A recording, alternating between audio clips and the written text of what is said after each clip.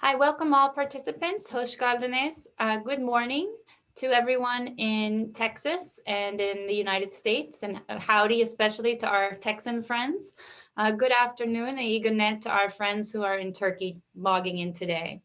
I'm Jennifer Miel, the Executive Director of the U.S. Chamber of Commerce's U.S.-Turkey Business Council. And on behalf of our member companies, our council leadership, and our partners, the Turkish Chamber, TOBB, we're pleased to welcome you to the first in a series of reverse trade missions for Turkish investors interested in expanding into the United States. We thank our presenters today in advance, the Texas Governor's Office of Economic Development and Tourism, Congressman Pete Sessions, a private sector panel, and our corporate sponsor, Turkish Airlines, and especially to all our participants for joining us here. Two brief housekeeping announcements. One is that if you'd like to hear this message in Turkish and the webinar in Turkish, there's an interpretation bar on the bottom toolbar, and just click that where it says German, you will hear it in Turkish. And then also we welcome your questions throughout the program. So please go ahead and write those in the Q&A box or in the chat box, and we will look forward to getting to them throughout the day. We have a great program here with our panelists and this presentation coming up on the investment incentives in Texas. So a few words about Texas and why Texas is so key to U.S.-Turkey trade and investment, and couldn't be more timely for us to start these trade mission series with Texas because it's the leading state for U.S.-Turkey trade. Texas also one of the most largest, diverse, and most resilient states in the country. We've seen this especially with this year's hurricanes. It's got a favorable tax structure, large energy reserves, and vast infrastructure network. The U.S. market is large, complex, but also rewarding. And this is what we hear a lot from our Turkish members. It's like doing business in 50 different countries because there's 50 different states with their own regulatory environments. The good news is that the U.S. Chamber and the U.S. Turkey Business Council, we're here to help. We want to help facilitate you doing more business in the United States through these reverse trade missions. So we're going to partner with our Turkish member companies and the private sector in each state, together with the state authorities, to virtually visit U.S. states and learn more about investment opportunities and incentives for you to come and set up shop or expand in the United States. And Turkish investment into the United States is growing. It's amongst one of the fastest nations to invest in the United States. There's about 2.3 billion FDI in the last numbers. It supports up to 5,000 jobs in the United States. And the overall trading relationship is quite balanced. The U.S. and Turkey are one of the few nations that have actually increased their trade during the 2020 pandemic. So we're at about $21 billion, roughly equal about 10 billion to 11 billion with the trading relationship in Turkey's favor. Some of the key sectors are transportation products, cars, airplanes, LNG and energy has been growing trade. Textiles, and we'll hear from some of these companies here today. And there's about $2 billion in services imports from Turkey to the United States as well. Another very important growing area. So just a brief preview of the program. As I mentioned, we'll hear from Economic Development Office of Texas, from Governor Greg Abbott's office about the incentives to establishing a presence or investing in Texas, and why Texas has the best business ecosystem in the country. Private sector panel featuring energy, steel and cement manufacturing, real estate development, and the legal framework. And then we'll hear from Congressman Pete Sessions, a longtime friend of Turkey, former Turkey Caucus co-chair. So once again, we'd like to thank all of the participants here today, presenters, and thank our corporate sponsor, Turkish Airlines, and their corporate club for their Istanbul-Houston gateway. So with that, I will turn it over to Tamer Bey, who is our Vice Chair of U.S.-Turkey Business Council. Tamer Bey? Sorry, Jennifer, thank you. Thank you very much. Dear Congressman Mr. Pete Sessions, valuable business people and esteemed members, I am welcoming you in today's webinar and thank you for your valuable time. The U.S.-Turkey bilateral trade volume has increased nearly 4 times in less than 20 years, especially with a 3.5% increase during the 8 months of 2020 alone, at a time when the global economy was suffering due to the ongoing pandemic. Despite the growing interest among Turkish investors in the US market and nearly 2,000 US companies operating in Turkey, as the business community, we see and understand the true potential of the trade and commercial dimensions of this important relationship. Turkish companies' appetite for direct investment in the US continues to increase, and that Turkey is the 50th fastest rising country among countries investing in the US. In US-Turkey bilateral trade, Texas clearly in a key position and contains great value for both partners. Many Turkish companies operate in Texas, and Texas is the largest exporter and importer state in bilateral trade relationship. It holds nearly 15% of the bilateral volume by 2020. Today, we will be listening valuable insight from the Governor Greg Abbott office and the US-Turkey business people. I hope that we can continuously improve our relationship and we can end this year with a great success. I encourage all companies on the line today not currently engaged with Turkish Council to join us in our efforts to expand trade and investment with United States. Hope to meet you all in person when this compelling time ends. Thank you very much. Great, thank you very much, Tamer Bey. I will now turn to Ayhan Bey, who is from Vice President of Union of Chambers of Commerce and Commodity Exchanges of Turkey, TOBB. Thank you, Jennifer and Tamer Bey, for the introductions. Ladies and gentlemen, thank you very much for your participation in this important webinar. I would like to welcome you all on behalf of myself and Union of Chambers and Commodity Exchanges of Turkey.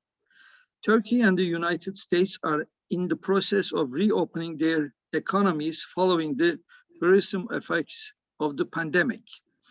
Events like this one are important in reminding our business people how important the bilateral relationship is. Around the world, the number of people getting vaccinated against COVID-19 is increasing day by day. Hopefully, the days when our business delegations will be traveling and engaging in actual trade missions are approaching. Nevertheless, as the chamber organizations of two countries, we did not want to wait until those days. We thought that it is important to co-organize virtual trade missions in advance so that our entrepreneurs can be well informed and ready when the day comes for them to continue the discussions face to face. As TOBB and US Chamber of Commerce, we are already aware of the need to foster bilateral trade by focusing on the various states of the US. We know that it is not possible to reach the desired ambitious bilateral trade goal by having a centralized mindset. The states comprising the US can be considered as almost 50 different countries with their variable sizes, climates, agricultural goods, industries, business environment, and regulations and incentives. We are aware of this when we conducted our TOBB and US Chamber business mission back in 2013, and we continue to be aware of this at the moment. When we had our joint trade mission back in 2013, we already knew the importance of Texas, and therefore Texas was on our list of 5 states. Improving trade and economic relations with Texas is very important aim for us. We know that Texas entered 2021 as the world's 9th largest economy by GDP.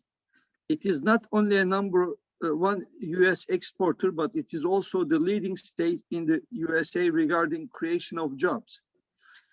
According to US Census Bureau statistics, Turkey ranks as the 22nd country among the top 25 countries exporting to Texas, with $1.3 billion in 2020, $1.3 billion in 2018, and $1.4 billion in 2019. It is important for Turkey to be among these top 25 countries. However, Turkey's share in Texas total import figures amounting to $240 billion in 2020 is only 5%. When we look at US exports that originated from Texas between 2017 and 2020, unfortunately, Turkey is not within the top 25 countries. It would be fair to conclude from these figures that there is a lot of untapped potential when it comes to increasing bilateral trade volumes. In recent years, energy played an important role in increased trade volume. Trade in energy creates mutual benefits for Turkey and the US. US is focused on finding a sustainable market for US LNG, and Turkey is focused on diversifying its supply channels. Due to these overlapping and harmonious interests, US LNG share in Turkey and bilateral trade volume in this category has increased significantly. Energy important for Texas and Turkey. It is also not only star sector. Given Turkey's strong manufacturing base and reputation for high quality products, there are many opportunities for Turkish entrepreneurs to do business in Texas. TOBB has recently opened a trade center in Chicago to serve the Turkish companies that want to enter into the US market or to expand their already existing operations. This trade center can also serve as an initial base for companies that want to be active in Texas until they establish their presence in the state. Without further delay, let me leave the floor to Jennifer again so that she can introduce our next speakers. Thank you for your attention. Great, thank you so much, Ayhan Bey, for this overview about the opportunities between US and Turkey. Indeed, they are vast, and we see a lot of potential for more Turkish investment in Texas, which brings us to our next speaker, who is Larry McManus, Director of Business and Community Development, Economic Development and Tourism at the Office of Governor Greg Abbott. Larry's going to give us an overview of the Texas business climate. Larry, I'll turn it over to you. We have question and answer after Larry's presentation. So if there's things that come up as you hear him speak, go ahead and jot them down in the chat or Q&A function. Thank you. Thank you. Thank you, Jennifer. And I do appreciate the opportunity to visit with you. I thank the U.S. Chamber of Commerce, U.S. Turkey Business Council, and TOBB for this opportunity.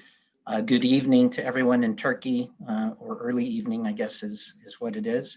And good morning to everyone here in the United States and Texas. I'm going to share my screen, so hopefully we'll get this up and going. Let's see. Hopefully y'all can see my screen.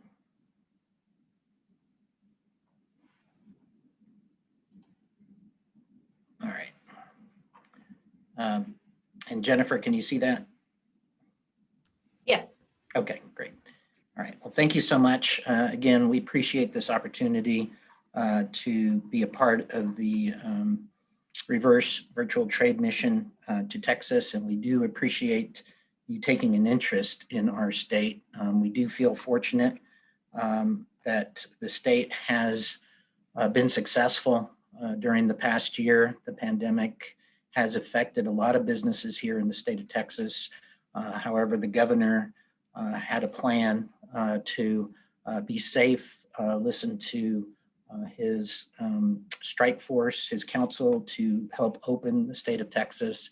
And as of today, we are, even though 100% open with social distance, practicing social distance and making sure that we're following COVID-19 protocols. So the business environment has done well, and part of that has to go with the leadership here in the state of Texas. I'd like to talk about three things, three topics in my presentation, give you a little information about our activities in the state of Texas and why companies are considering the state of Texas.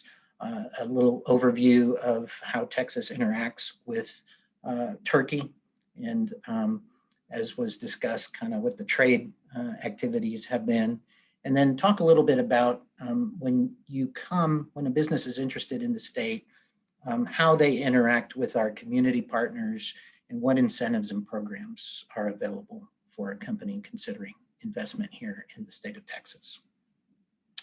So I'm part of a office called the Economic Development and Tourism Office. We are a division or an office within Governor Abbott's administration.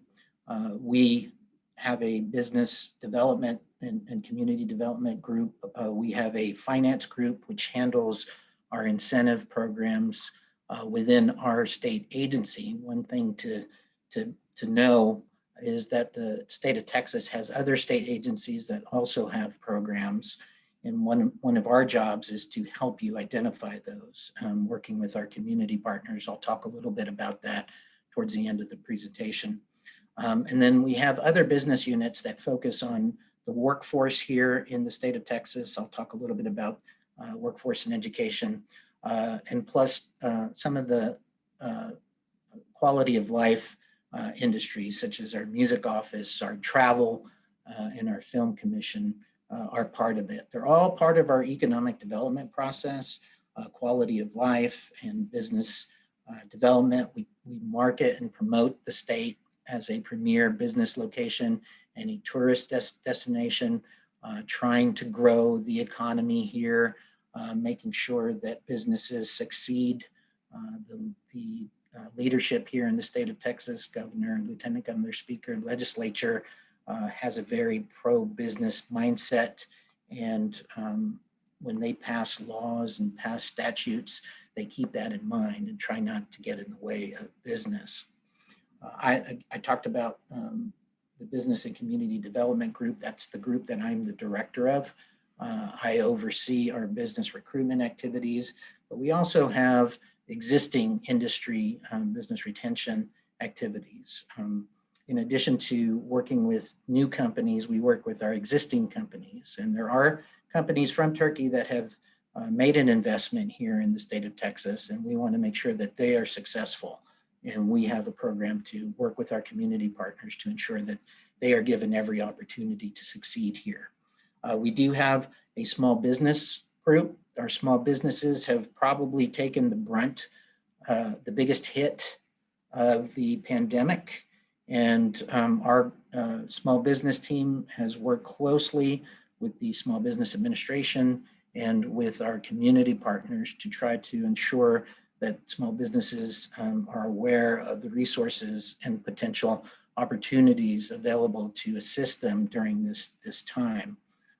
We do have some regional offices that work with our community partners. If you're a company who's looking to visit one of our communities, we have a regional representative who will be there to assist and facilitate any information or facilitate any potential meetings if there's an interest there, so we can get involved with that. And then of course we have an international team that helps facilitate our interaction with our businesses out of Turkey and businesses from different countries across the world.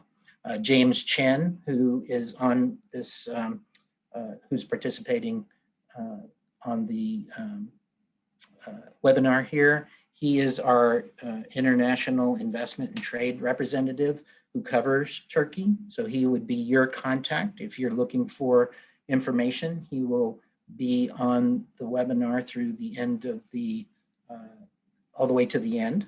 So if there are questions at the end, he will be a person that you can ask questions to. And his information is left with Jennifer and her team for any follow-up that may come from this presentation. And then we have a marketing group and a research group that helps promote and support our activities here in the governor's office. Talked a little bit about our finance group. Some of these programs that are on here include cash grants, sales tax exemptions. We work closely with the community to put on events. I don't want to get into the weeds here, but what we'll do is as we work with companies who are looking to put an investment into Texas, we'll make sure that you're aware of these programs and work with the appropriate entities to ensure that you have a contact and you get the information that you need to make a decision here in Texas. So why are companies considering Texas? Some of these were addressed earlier in the introduction. You know, Texas, if we were our own country, and some people probably would like to be our own country again, we would be considered the 9th largest economy in the world. As you can see on there, we are the #1 jobs creator here in the country. We do not have a individual income tax. We do not have a corporate income tax. We do have a franchise business tax, and our communities and our representatives can help you learn more about that. But we do have one of the lowest tax burdens here in the United States. So it's a friendly place to do business. As was mentioned, for the 19th year in a row, we were the top exporter in the United States. Our biggest port is in Houston, Port of Houston. And our workforce is really large, 14 million people for workforce. We're probably the second largest state in the United States behind California, and it continues to grow our population and our workforce.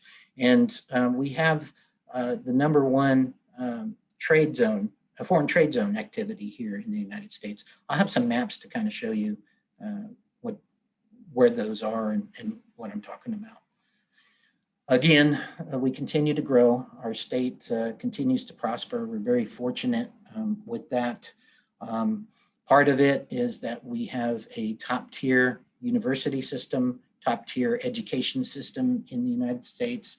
These are some of the universities that are ranked in the top 100 here in the United States. And as you can see, we have numerous different types of higher education and colleges and state technical colleges to assist companies in making sure that the workforce is ready and is ready to work for them.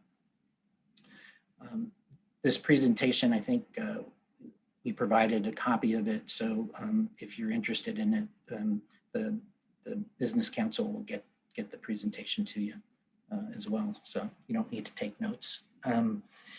If you're geographically, just to kind of give you an idea of how big Texas is and kind of where we're located in the world, we're centrally located in North America, as you can see.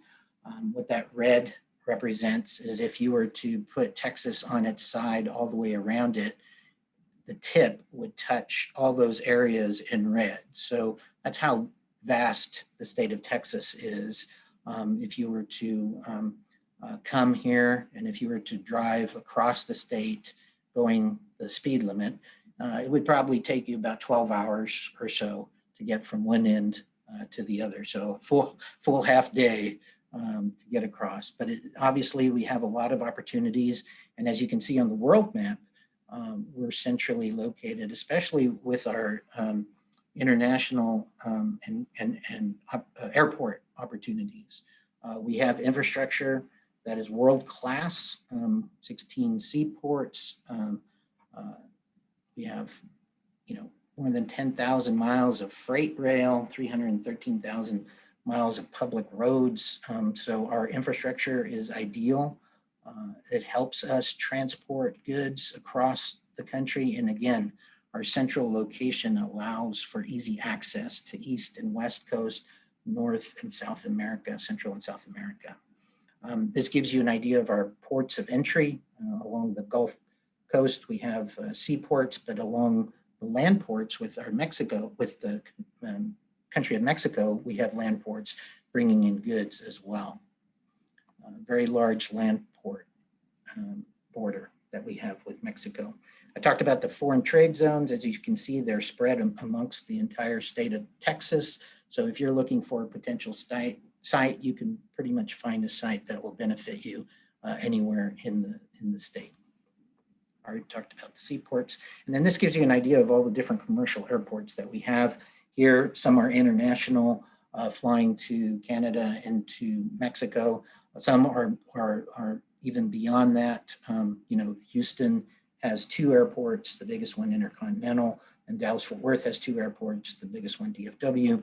with nonstop flights across the world. So it should be an easy access to the state, especially if you're doing business across the world and you need to visit your investments here in the state of Texas.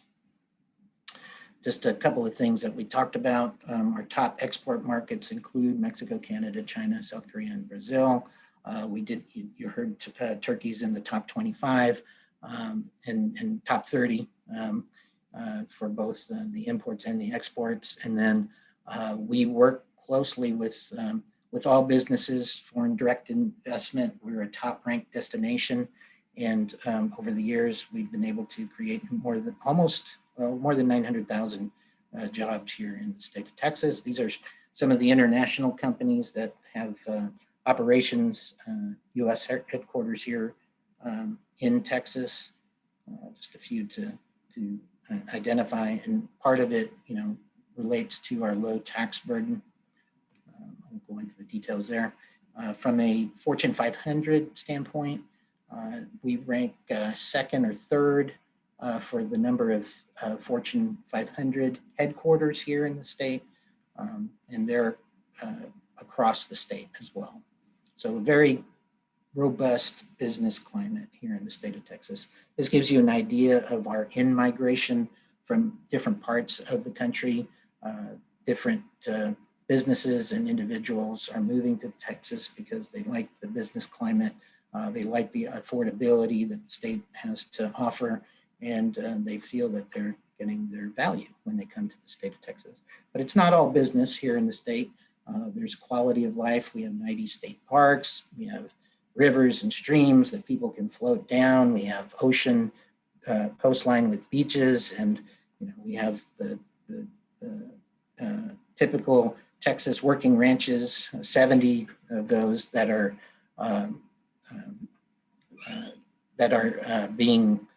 in operation here. Also the sports, a lot of different sports, basketball, American football, baseball, hockey, of course. European football now is becoming a very important sport here in the state of Texas. And even here in the city of Austin, we got a new Major League Soccer team that is starting up. So there are a lot of different opportunities, Formula One here, and so motorsports are big. These are just some pictures to entice you to come visit, even if you don't put an investment here in the state of Texas. We would love for you to be a tourist here in the state of Texas. Of course, barbecue is one of our main delicacies and meals here in the state. And I talked about the rivers and the music, and this just kind of gives you an idea of the panoramic views here in the state of Texas.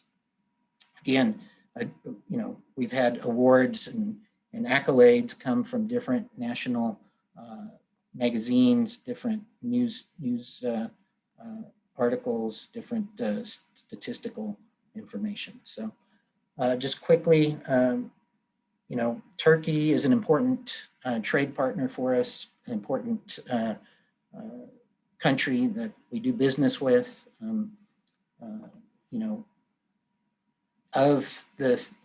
this information comes from FDI Intelligence, which is produced by the Financial Times Limited. And from the period of January of 2003 through 2021, so this is about an 18-year period here, they've tracked 54 projects coming into the United States, more than $1.3 billion of capital investment, and shows you the jobs that are created. And then vice versa, different U.S. companies that have gone into Turkey and placed operations, about 400 and about just less than $20 billion investment. From a Texas standpoint, in that same time frame, we've had 5 companies that have located investments here in the state. These are large companies, creating 524 jobs and $240 million of investment. So that's about 10% of the FDI from Turkish companies. And then the state of Texas has businesses that have gone into Turkey. About 21 of Texas businesses have set up operations there, created 2,000 little more than 2,000 jobs and $1 billion worth of credit. I mean, not credit, of investment. These are the Turkey companies that were identified from the FDI magazine. As you can see, you're going to hear from a couple of these that are on here. And it's interesting. I know that our office did work with Borusan and when they made their decision to locate here in the state of Texas, and we appreciate their investment and all those companies' investment here in the state because they hire Texans and they create jobs here for our economy. And then these are some of the Texas companies that have set up operations. These are not all of them, of course, but these are some of the bigger companies that have placed operations in Turkey. This kind of shows you the trade values over the years. And you know, the pandemic obviously has an impact on that. In terms of the top 3 imports here into the state, generally it's what are identified are vehicle and parts, natural or cultured pearls, precious stones, and then iron and steel have come into the market. Those are the top 3. And then the top 3 exports from Texas into Turkey include mineral fuel and oil, organic chemicals, and plastics. Okay, so when Texas is working with businesses and a company is interested in investing in the state of Texas, a company can contact our office. We'll work with them. A company can also go directly to a community here in the state of Texas, and a community will contact us when that happens. Or they could go to a regional partner, such as a utility company who covers a territory within the state, or a regional organization. And when we're working with them, there are certain industries that the state tends to focus on. And part of it is because the state has done a study in the past, and this is where the strengths are, very broad industry base, but this is kind of where the incentives tend to focus at the state level. The state has some programs, I'll talk about that here in a minute, but the focus tends to be in advanced manufacturing. So anything that is considered in that, you know, automotive is in that, and anything related to technology tends to be in that. Aerospace, aviation, and defense industry is big here in the state of Texas. Biotechnology and life sciences are very big. We try to promote those. And each of these industries have certain areas within the state that they cluster. And so it becomes an important area for those particular parts of Texas and the regions of the state of Texas. Corporate operations, we focus on those, headquarters, administrative offices, those tend to bring higher paying jobs. Of course, information technology industry, which includes semiconductors, computers, and so forth. And of course, energy, all kinds of energy, renewable energy, oil and gas, petrochemicals are in there. And so they're the top industries that the state tends to focus on, and that tends to focus the incentives that the state has. Most incentives and programs, and this next slide kind of gives you an idea of what's available.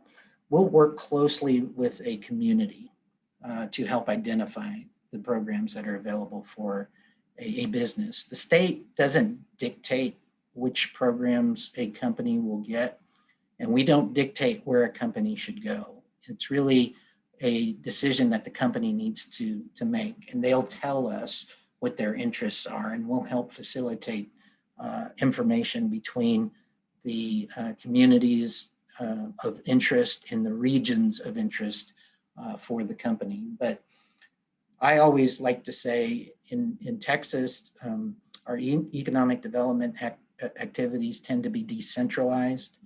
Part of that is because of the way laws are written here in the state of Texas. They empower the local governments.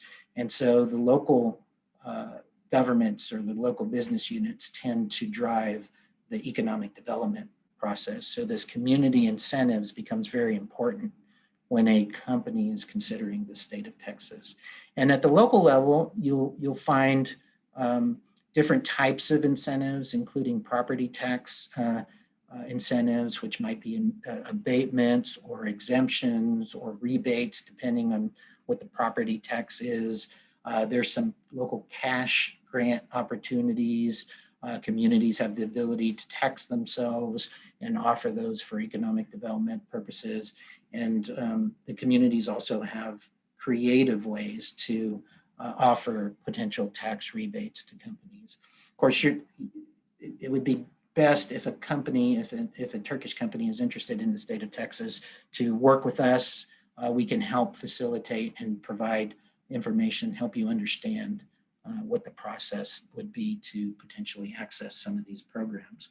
At the state level, these tax incentives, grants, and financing that are available, of course, we don't charge an income tax, so the state generally gets most of its revenues from sales tax and from a franchise tax that the state has in place, but mostly it's sales tax. That's how the state generates its revenue. So when goods are sold, there is a state sales tax plus a local option that's added to it, and that's how the state acquires its money. But the state in itself, has opportunities, cash opportunities. We have an enterprise fund grant that we use when we're competing with other states. There's sales tax exemption opportunities, and then there's some loans and financing opportunities in different sectors. So depending on the company, depending what the interest is, like in the grants, there's workforce grants. We try to ensure that companies are given the opportunity to develop their workforce, and will help pay, the state will help provide some grant dollars to the company, or maybe the universities or colleges that they're working with to help provide the skills necessary for that workforce. But that's a quick overview of what the state of Texas offers. And we're more than happy to answer any questions, or if you think of anything after the presentation and after the webinar, feel free to reach out to Jennifer, who will reach out to James Chen, who's our representative for the, our international representative for Turkey, and we're happy to assist and facilitate information in whatever way possible. So I want to thank everybody for the opportunity to present, and if there are any questions, I'm happy to answer any of those right now. Great, thank you, Larry, for this comprehensive overview of Texas business climate and a lot of the investment incentives, trends, and the trading relationship between Turkey and Texas. We do have a few questions that have been posted in the chat and the Q&A box. So for companies that are online, keep those coming. They're all very good. So if we've got a few more minutes here, why don't we dive into some of the questions?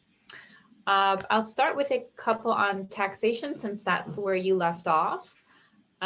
We have one question from a company wanting to know that you mentioned there's no corporate tax, but does that also apply to foreign companies, or do foreign companies fall into the burden of other taxable income rules since they're investors? So I think there was a comment about doing business in the state of, or in the United States, and working with each state's like working with each country, and it kind of is like that, right? So Texas obviously has its own taxing structure, but so does the federal government. Just because we as a state don't have a corporate income tax, we do have a franchise business tax, which is based on a gross sales calculation. But there are federal taxes that do have to be paid. So we can't do anything about that. That's totally separate, and that becomes a federal issue. But what we do is we work with companies. There are incentives to try to mitigate taxes so that companies aren't overburdened with taxation here in the state of Texas. Okay, and then we had a follow-up question from the same company wanting to ask what the percentage of the franchise and sales tax are, or like the percentage of gross revenue. Yeah, so it's a calculation that is a little complicated, unfortunately. There are certain factors that go into the calculation. There are actually four different ways that you can calculate the franchise tax. The Texas Comptroller of Public Accounts actually has an online calculator that helps a business figure out which franchise tax calculation is correct for them. So they can do a search, an internet search or a Google search, look for the Texas Comptroller of Public Accounts and look for the franchise tax calculation tool. And it will give a business the opportunity to calculate its franchise business tax here in the state of Texas. Great, thank you. And we'll on our end see if we can find that and post it for companies that are on. Sure, and what I'll do is we'll forward you the link so that you can share that with everybody. Okay, excellent. And sticking with finance and incentives, there was also a question about, are there grants that are available for foreign companies? And if so, what type? So here in the state, there isn't a specific grant for foreign companies. Foreign companies do have access to the different grants and programs that are available to any business that would be locating to the state of Texas. So there isn't a specific grant for foreign companies, but foreign companies can partake in the same opportunities that all Texas businesses have the opportunity to partake in. Great, excellent. And are there certain sectors that Texas offers tax incentives to?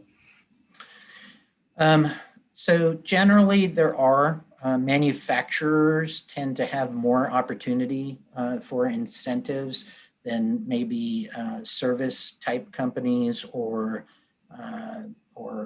headquartered type opportunities, just because the theory behind the incentives is to bring in primary jobs, primary industrial type jobs, because those tend to pay better and provide better benefits to employees. And they aren't necessarily so specific on a location. They aren't location dependent, like service oriented type jobs. So yes, certain industries and certain types of businesses might get more opportunities than others. Okay, great. So it sounds like if there is an investment that's going to employ a lot of people in Texas, that's definitely one that would be open to tax incentives and presumably R&D and kind of high tech Yes, sectors as well. That is correct. And some incentives are tied to job creation. Others are tied to like R&D tax credits. How much do you spend on that? You can take like a franchise tax deduction or a sales tax deduction based on that. Great. And I know we're almost out of time for this Q&A session, so we'll lump two more sets of questions we have into two categories. One is on doing business and business partners, and the other one is going to be about kind of land and lease and the like. So in the first category, questions for doing business in Texas with American companies. Does your office offer any type of connections that Turkish companies can contact you and you give a list of certain companies? Do you offer any type of matchmaking services? So, any for fun? So we try, yeah. So with missions like this, we try to do things like that. I would have them reach out to James Chen, who is our international investment and trade rep for Turkey, and he can help facilitate any interaction that we might be able to provide. We do attend missions. We do participate in events to try to do some business matchmaking, but we're limited with our resources, and so we try to leverage what we can and use potentially local associations or industry associations to help facilitate those. Got it. Great. So we posted James' email in the chat function. So if anyone would like to get in touch with James for some of the taxation questions, the business partner, or getting in touch with other associations, definitely we encourage you to email him. And that goes for Turkish companies that have products that are looking to break into Texas as an export market. Would James be able to help them as well? We have one person who has delicious extra virgin olive oil that would like to. Yeah. So yes, James can help facilitate interaction with that. And I will say that we do have other state agencies that participate in trade and export, like the Texas Department of Agriculture, and they do interact with oil, the olive oil industry. So we can make those connections. Excellent. Texas is a big oil state, and hopefully a big olive oil state soon as well. That's correct. So we've got a few more questions on land management and purchasing. And you mentioned both the industrial zones and the free trade zones. A big question for Turkish companies is, how can I get warehousing space to rent? And lease. These questions, particularly, they want to know, are there empty lots that are available for investment and warehouses to rent? If so, how are they sold? Are they leased? And where would Turkish companies be able to go to find those opportunities? So because of our decentralized nature here in the state of government, with the state of Texas government, our interaction will have to involve our community partners. We don't have a database of real estate properties or real estate. The state is too big for that. We have 1,200 communities, 254 counties.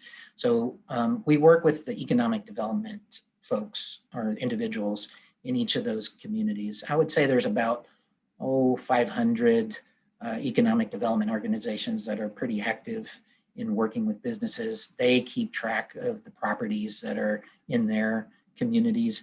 We can help facilitate introductions to those community partners. We do ask that the individuals who are interested in the state, they identify where they're interested in so that they would tell us.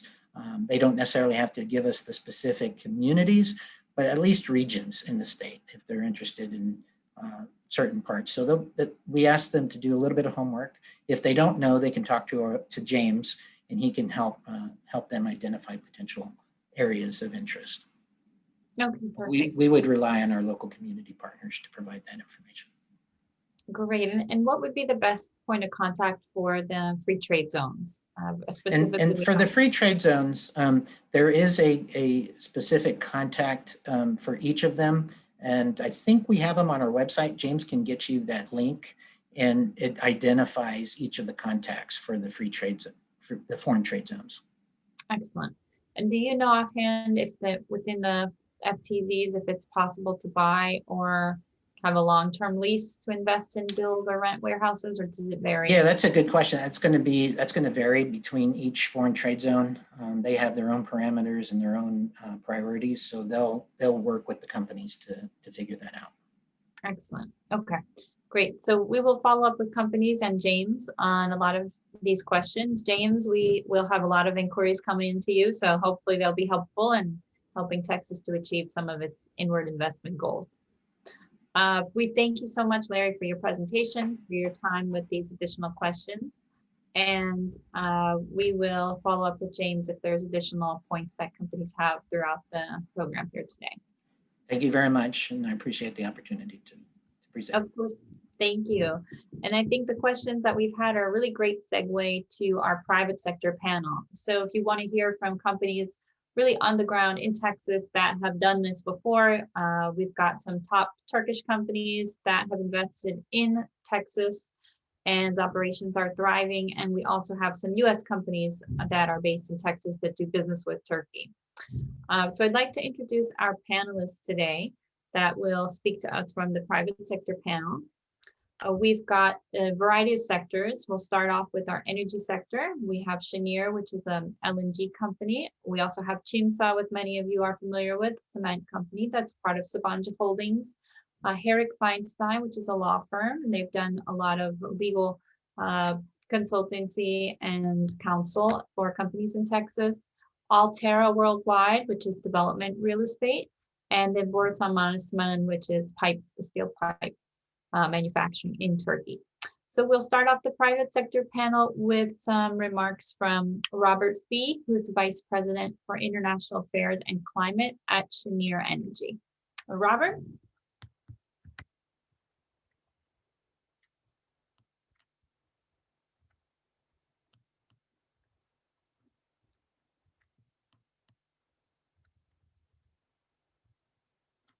Robert, do we have you on still? Okay, maybe we can go back to Robert. Looks like he may have dropped off. So we'll stick with the panel order that we have on the agenda here, and we'll turn to Onur Yazgan, who's Commercial Vice General Manager for ÇimSA. Onur Bey? Yeah, thank you, Jennifer. Dear participant, dear guests, I am Onur Yazgan, and I'm in charge of cement business, cement sales and marketing in ÇimSA. I have a short presentation and I want to share it with you.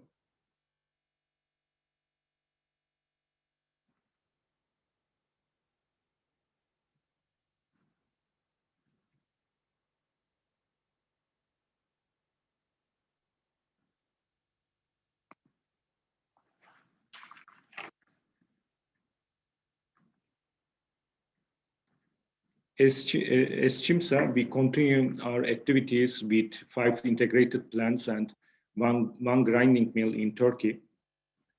We make a difference in the industry by producing special products like white cement and calcium aluminate cement, besides gray cement. This is our difference than the other producers, especially.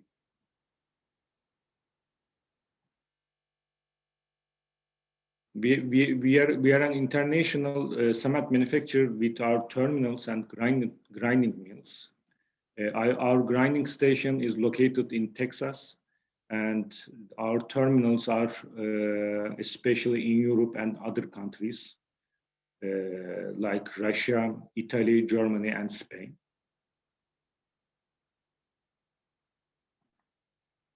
And with our capacity to export to global markets, strong marketing and distribution network, and focusing commercial excellence, we are exporting to more than 65 countries all over the world.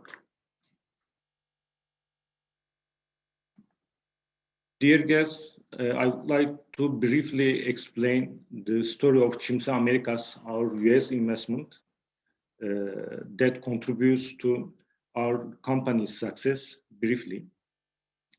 Even though ÇimSA has been exporting to US market for 15 years, we incorporated ÇimSA Americas, our subsidiary, 3 years ago. With completion of the investment, our plant started to production at the end of 2019. And ÇimSA Americas has become one of the most important local white cement players in the US, with the capacity of 300,000 tons. ÇimSA Americas was established in Houston especially, where provides geographical advantage to ÇimSA. ÇimSA Americas is not only serving the Texas market for white cement, also serving to other states by using the logistics advantage of Texas, like railways network or road port network. Also, nowadays, all kinds of businesses have been suffering from the logistics problems, such as freight increases and the availability of the vessels and containers all over the world. Being a local producers in the US market give allowance to us to deal with this kind of problems, and we switch this problem to the advantage, and now we are focusing on increasing our market share in US cement market. Also, in addition to that, we are making huge investment in order to increase our brand awareness in US market. We have many services besides our products to the customers for creation value added in the market. ÇimSA Americas supplies white cement to different customer segments and penetrates to all sales channels in the US market. In some of these customer segments, we are the market leader. In conclusion, ÇimSA Americas has a good start to develop white cement business in North America, and US market has become one of the most important white cement market for ÇimSA.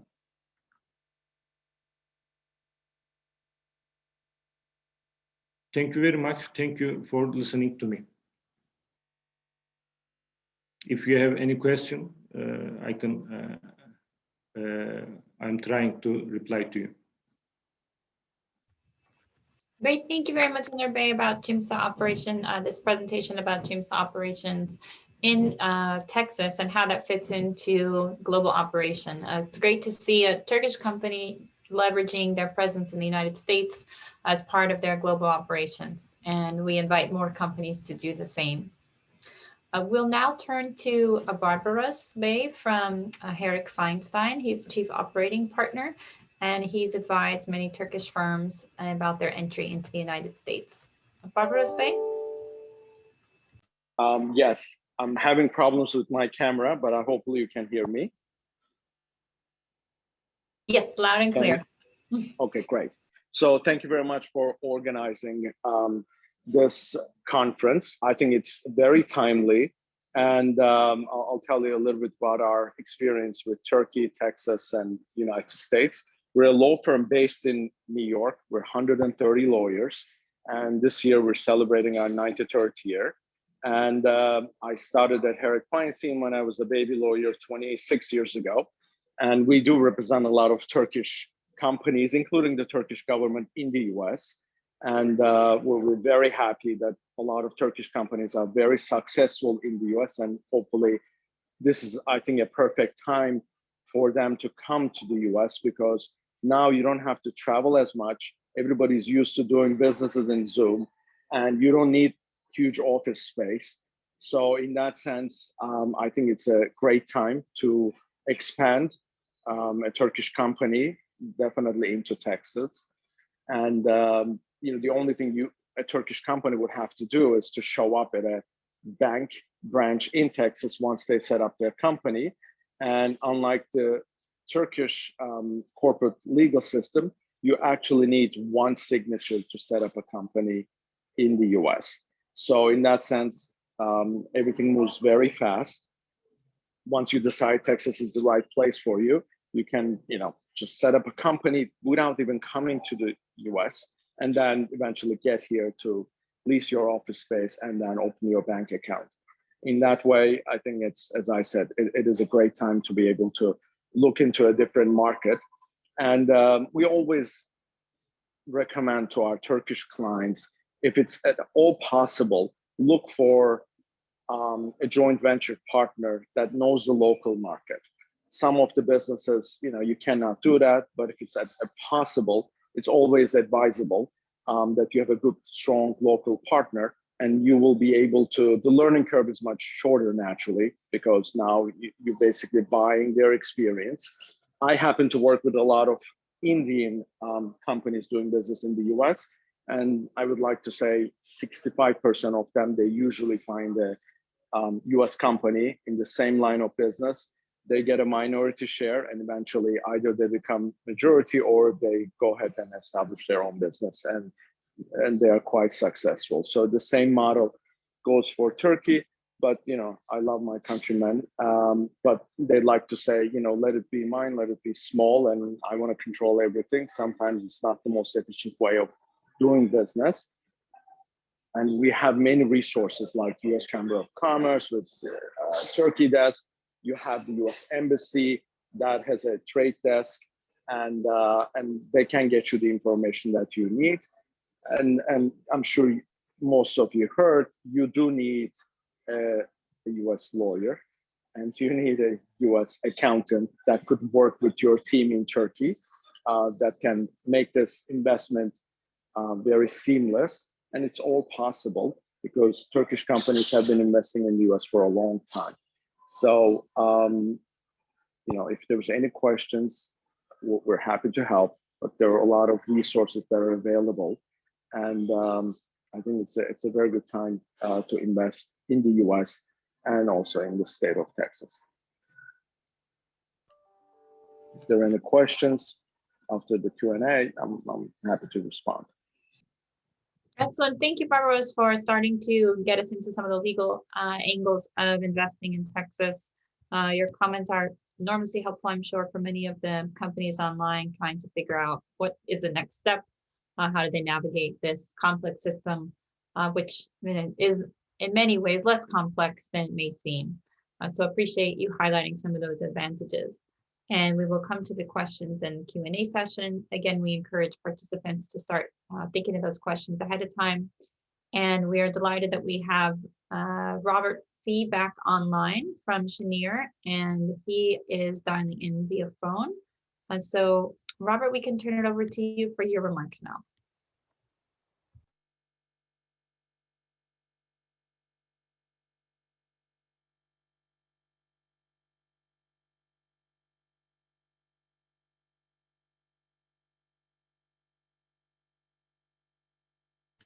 Not sure if we can hear him via phone, so let's skip ahead to Mike from Alterra Worldwide, who's done several investments in Texas on the real estate and development side. Mike? Thank you for having me. I wanted to first thank State of Texas for the opportunity that have given me. I live in San Francisco, California, and we work in 3 states, California, Missouri, and Texas. And Texas has been our favorite, both for me and for my partners. I can easily say American dream is still alive and ticking in the state of Texas. I hope our friends or different cities mayors that we work with, they don't get disappointed in me, but I have to be very honest with my personal experience doing business in Dallas, Texas. It has been very easy and welcoming when I first started doing business in Dallas, Texas. Our project sizes are about $100 million to $200 million. So they are good sized projects. There's plenty debt capital to be had. And there is also a lot of grants throughout the state of Texas, both on the state level. They legislated very well. It's just very easy to understand what the expectation is. And these are all grants. And on the city level and county level, they have incentives as well. And the federal level for builders and real estate developers like myself, there are other incentives. And my experience in Texas compared to the other states is ease of doing business, ease of finding subcontractors. I'm going to switch to maybe some Turkish. Subcontractors means taşeron in Turkish. So for some construction lingo, it's just a much easier to do business environment. And when I go get my permits from building department, from planning department, it's a much more streamlined process. All the government agencies are to delight to work with. And I'm not saying that it is my experience and some of our close friends' experience. We have seen tremendous support in doing development projects and construction projects. Now, one friendly feedback to our Turkish counterparties to if they're gonna come into United States to Texas, Texas is the place to come first of all. I mean, there is tremendous articles. A lot of companies from California and New York are moving into state of Texas, and the reasons are obvious. So trust me, you will be welcome with open arms. And I think our friends in the governor's office are being very humble. They don't want to commit too much, but they have tremendous resources, a lot of incentives and grants. But I think you need to, when you move to Texas, you should be buying land, you should be buying a building, you should be buying a warehouse. If you are planning to stay there for a while, I wouldn't rent necessarily. And then you need to assemble a team of consultants before you do such a move, and you need to devise a strategy. Definitely a law firm, somebody like Barbaros, he's tremendous. You need to have a local real estate broker, and you need to have a tax accountant and a CPA, and a government relations coordinator so that you could find out about all these incentives. And you will be very happy in the wonderful state of Texas. And thank you. Great. Thank you so much, Mike, for your overview of the development market and what the real estate needs are for companies looking at Texas market. We'll now turn to our final panelist, Josh Croix from Borusan Mannessman. Thank you, Jennifer. Thank you to the council and everyone for allowing me to participate today. It's nice to meet you all. I'm the Chief Commercial Officer for Borusan Mannessman Pipe U.S. We had an initial investment of $150 million, finished in 2014. We bought our own land. We built our own buildings and factories.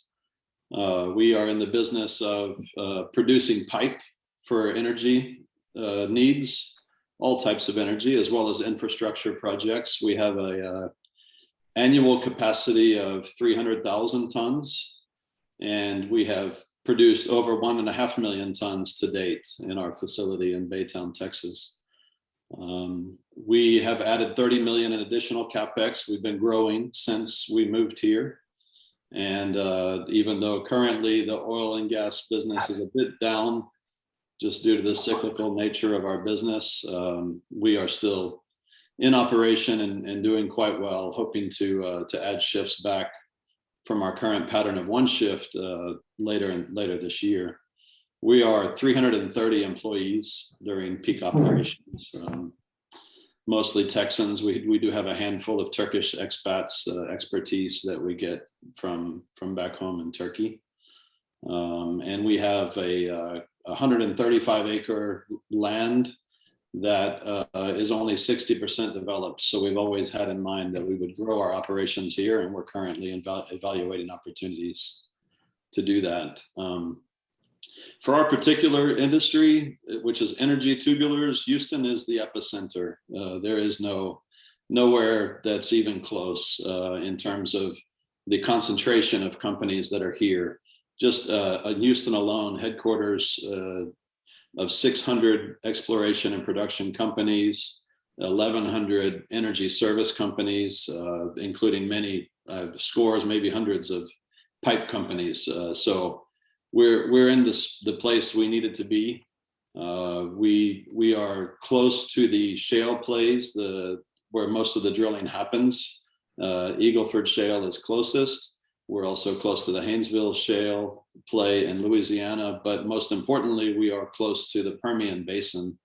Permian Basin is the most prolific shale play in the U.S. with currently around 4.3 million barrels a day of production. About 40% of the total U.S. production comes out of West Texas. So we are very, very thankful that we moved to Texas and we have access to where the business is, where our customers are. We talked a lot about why come to Texas, about the incentives, the abatement programs, the grants. We specifically, Borusan, we received a combination of grants and tax abatements from the state and local governments as incentive to invest in the Baytown property. In addition to that, Chambers County and the Baytown Economic Development Foundation have supported the company as it has navigated through the business cycles inherent to the oil and gas industry. They've been very supportive. And then just overall, local governments and state governments have been very supportive of our activities here. And the one thing I wanted to add was, my experience as an American working for a Turkish company in the US, I'm very lucky that I started my career overseas working.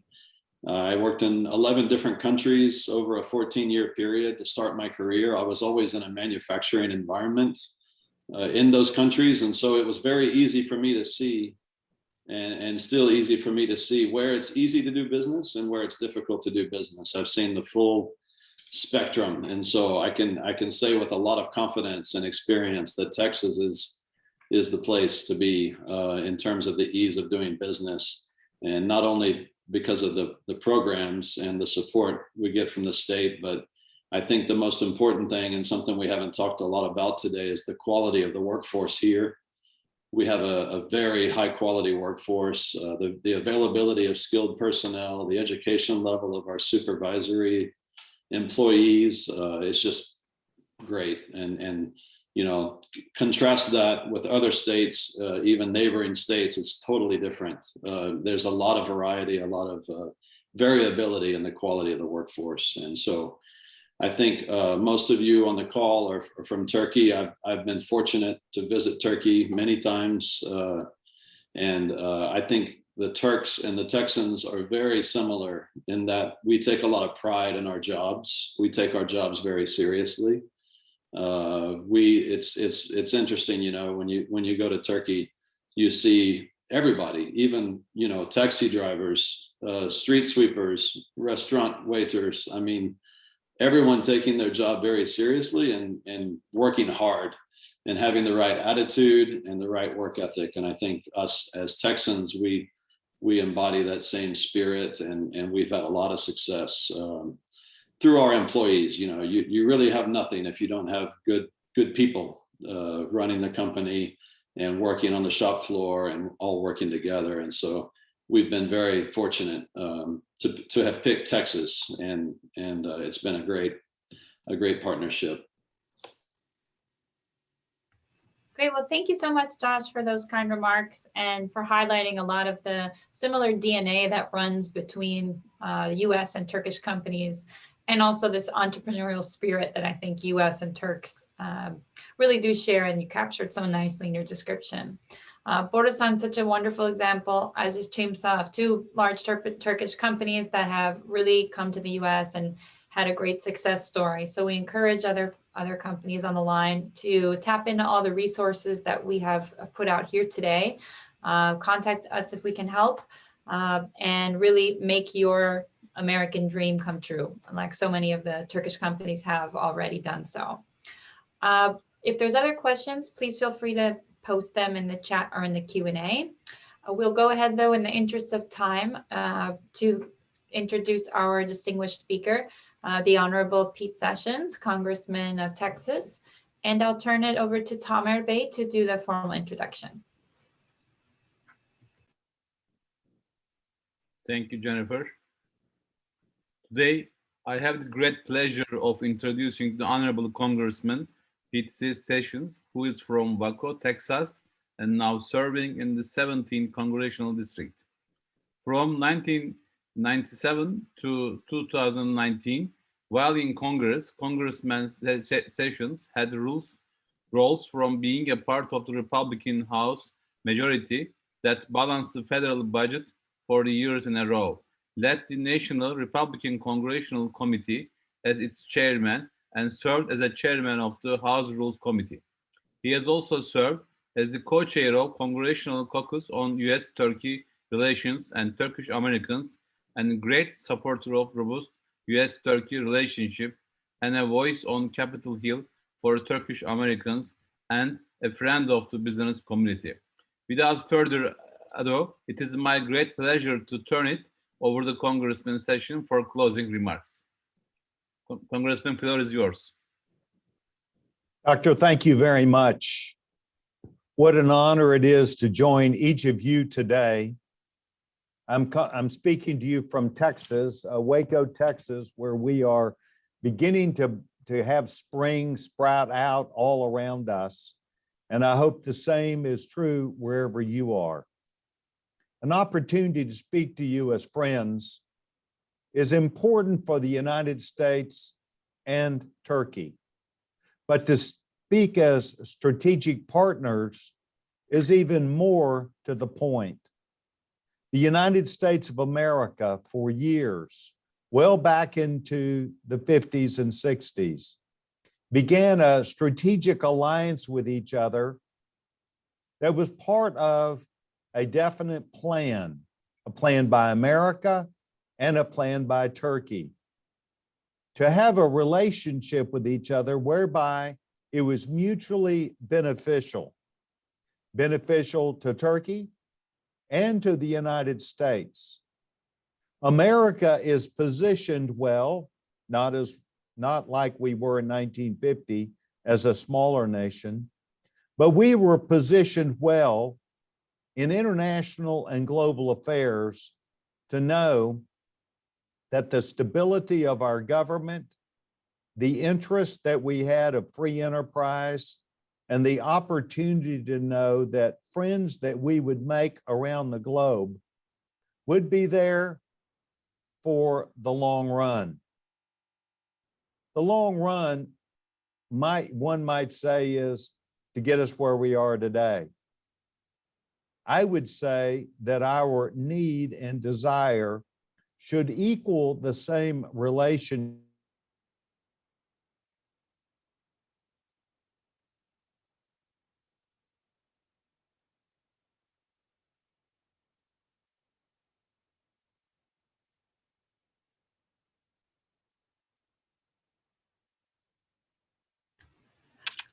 Jennifer? Yes, it looks like we're all still on, but it looks like Congressman Sessions has had a few little technical difficulties. It looks like he's back. Congressman Sessions, we can see you if you can unmute yourself.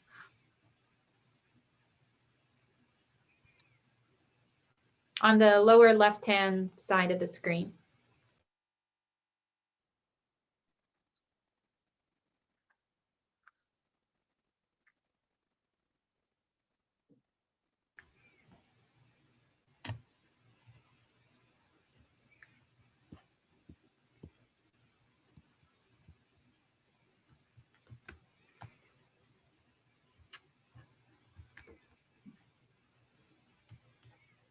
Great. It looks like we should be rejoined from the congressman momentarily. So thanks everyone for hanging in there. Okay, are we better now? Yep, back over to you. Thank you. Okay, thank you very much. I don't know what happened. So the relationship that we have to reestablish with each other is more than just business to business. We're interbound with each other on also politics of the world and military might of the world. So what I would say to you is today you've heard a good bit about business to business relationship with Texas. We want and need you to look at the United States and Texas as a strategic partner in business, because the needs of not only Europe, but also the needs, because you share Europe and Asia, because you serve the needs by your positioning, you are a strategic ally and partner to the world for us. We want and need Asia and Europe to receive the benefit of the services that you have at your fingertip, whether it be electronics, whether it be energy related, or whether it be service equipment. I believe that from what I've seen in visiting all across Turkey, that you are well positioned to achieve just that. So the conversations that are taking place in Washington, D.C. have been about the East-West relationship. They have been focused on your president and our former president. They've been addressed in NATO. They've been addressed with conversation about Russia. We need to focus on what is in the best interest of Turkey and the United States, and that is a continued relationship and reliance upon each other. We mutually should see the same issue as it deals with Africa. We must make sure that we have the same relationship as it deals with trade. And so today, what I want to say to you is that I encourage each of you as business leaders to know that Texas is prepared and ready. We're in a growth market.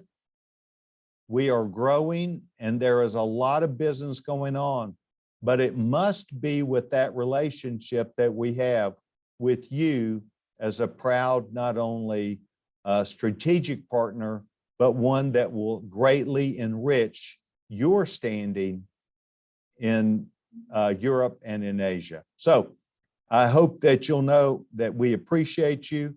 I work with your former ambassador. I'm about to meet your new ambassador who's just come to Washington. That relationship is strong. The relationship with this new administration, I anticipate will be equally wanting to be as successful. And I will work with the ambassador to make sure that his relationship with the United States Congress and in Washington is successful also. Thank you very much. Great. Thank you very much, Congressman Sessions. We really appreciate your presence here today and your very strong support for U.S.-Turkey relations and being a voice of reason during times where the dialogue has been very challenging in Washington. We do have time for some questions if companies have questions, so we encourage you to write them in the chat box. But I'll start with one that I know we get from a lot of Turkish companies.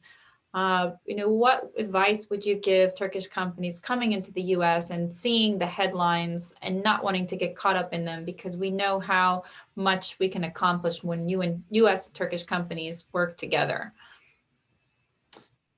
My first statement would be to you is that I would be prepared for what might be a changing environment. We went through 4 years where President Trump and Republicans lowered not only corporate tax rates, but essentially grew our economic power and prosperity. That power and prosperity, however, in the stock market, in so many sectors, tech and across the board, is seen by the Democratic Party as something that they would wish to change. We have President Biden, we have Chuck Schumer, who is the Senate Majority Leader, and Mrs. Pelosi, who's the Speaker of the House, that are talking about raising personal and corporate tax rates. So I would say that we need to make sure that as you come to Texas, you would view that you would be coming to a stable environment where we do not additionally tax corporate rates. We have excellent transportation, seaports out of Houston and Corpus Christi, and we have world-class airports that ship. So I would say that if you're doing business in the United States, you're going to want to do business in Texas. But I would also include, as a result of last November, there have been some political changes that have been underway, and I would look at those factors also. Great, thank you, Congressman Sessions. And with some of those changes that have been announced on the political side for taxation, that's one host of factors that companies are looking at. But a lot of companies are also seeing, sanctions being announced on Turkey through ÇimSA. We've tried to make it very clear to companies that that doesn't impact you coming into the United States on your business. We do, as the U.S.-Turkey Business Council and U.S. Chamber of Commerce, strongly support the continued relationship between U.S. and Turkey within the context of NATO that you mentioned, and particularly with the aerospace and defense sector and the supply chain resiliency that Turkish suppliers have really brought to the U.S. defense and aerospace manufacturing.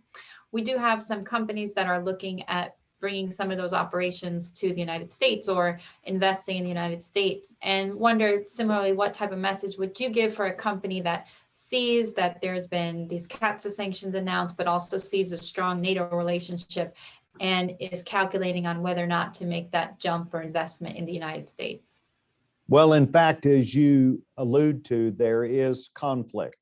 There's some conflict over major acquisition of products. There's questions that have been going on for several years about a joint relationship with, in particular, the Joint Strike Fighter of the United States of America. And with that said, I still think that at Turkish companies, we had wanted, I, as the chairman of the caucus, had wanted Turkey to not only reap the benefits of being a part of this Joint Strike Fighter, but had wanted them to be a part of buying it and having those frontline fighters available for your own protection, but also mostly because when we work together, we bring Turkish companies that can really help the Joint Strike Fighter be completed faster. What I would say to you is that your partners that are here, I would seek out their questions about moving operations here, but it should not be based on anything other than the needs of the business. It should not be based on, well, we're worried about the United States and Turkey getting into some struggle that the United States would hold that against Turkey or Turkey hold that against the United States. We've got to maintain a more professional, balanced relationship with each other. So what I would say is the needs of the business should dictate what you do. And as we get into conflict between administrations or in particular on an issue or an idea, whether it be with Russia or whether it be with something that might be extraneous or to an international matter, we've got to resolve those. Our long-term interests with each other is far more important than making a mistake and stumbling into creating a divide. Now, lastly, the strength of the relationship comes down to business, not capital to capital. Capital to capital, meaning our government to your government has been through some difficult times, but the business to business relationship demands that we work together. So that's why this business council is so important. That's why the interlapping relationships with your ambassador is important. And so I will insist upon us doing business and being friends, but from time to time, these things will flare up just as they do with the Turkish administration. So let's be big boys and girls. Let's understand that doing business properly, fairly with each other is the power model, I believe, between these two countries. Great. Well, thank you so much, Congressman Sessions, for that answer, your leadership on this particular issue. It's of enormous importance for U.S. and Turkish businesses, as you know. And we completely agree that it's really the U.S. and Turkish people and people-to-people linkages and the business linkages that will sustain our country's legacy of as bilateral partners in the long term. And there's so much more that we can achieve when we work together. So we really thank you for showing so much leadership on this important topic on the Hill. The Chamber has and will always stand for supporting business and against a lot of unilateral sanctions that we see. And we look forward to continuing to work with your office, of course, on this important issue. Yes, ma'am. So thank you for that, for joining us today. We hope to see more great Turkish companies in the wonderful state of Texas, and specifically in Waco in your district. We'd like to thank all the private sector panelists today here, from companies such as ÇimSA, Borusan Mannessman Pipe. Jennifer, Yes. Before we close, so just I would like to mention that, originally we were planning to have the event physically in the Texas. So to as a part of the Vice Chairman visit to U.S. states. So we should see this event as a temporary event. So we should definitely actually to have the physical event when we can actually to do. So it is important to be there. It is important to actually have a physical interaction between the parties. Thank you. Thank you, Tamer Bey. And as our Vice Chair Tamer Saka from ÇimSA and Sabancı Holding has said, this is just a temporary situation with the Zoom meetings. We will continue, however, these reverse trade missions virtually with the goal of resuming them in person once conditions allow. So with that, if companies on the line have additional questions for the Texas Governor's Office, you have James Chen's information. If you'd like to contact any of the panelists and don't have their contact information, please get in touch with us. And if you have other suggestions for new states that we would look at for our next visit, please do let us know that as well. Some of the big states that have U.S.-Turkey trade, not only Texas, California, Florida, Georgia, New York, and there's a lot of Turkish investment also in Illinois. So those are some of the top prospects that we're looking at. Together with TOBB and with our vice chair, we will be discussing the next states. So we look forward to you all joining us then. But again, I'd like to thank everyone today, and we'll be in touch on future programs, and we look forward to seeing you and your investments soon in Texas. So thanks again for all your partnership and cooperation here today. Thank you, Jenny.